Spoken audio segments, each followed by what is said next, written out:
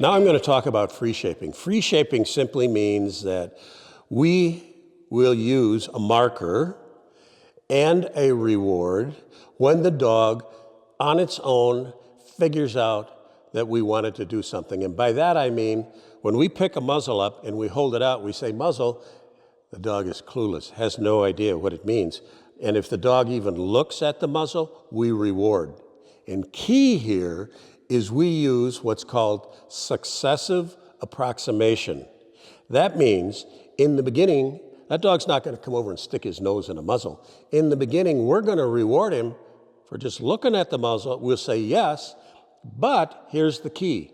You reward in place. And by that I mean you reward at the muzzle.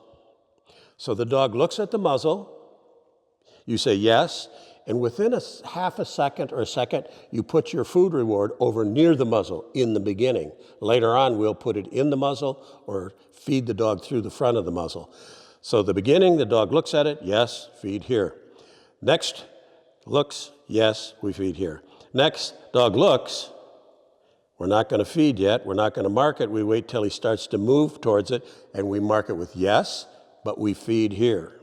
We don't say yes and feed over here. We don't say yes and feed back here. We say yes, and the food reward is delivered at the muzzle. Dogs pick this up really, really quickly.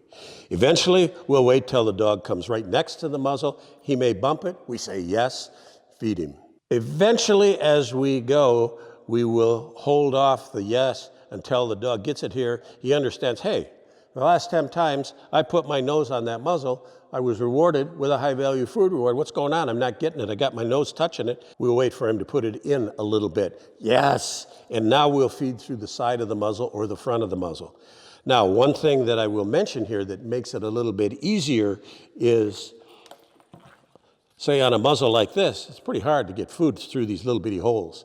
Cindy has a plastic muzzle that she bought that she cuts the front out of so she can feed through the front of the muzzle. Jeffco, and this is a Jeffco muzzle, makes a muzzle with a hole in the front designed specifically for that. So you can feed the dog past food into the muzzle through the front. And that might be something you consider. We post our social media videos to our website, Leerburg.com, a week or two before we post them to our YouTube channel. These early release videos can be found on the front page of our site or by going to the site and selecting Video on Demand from the toolbar, and then select Free Videos. Thank you for watching.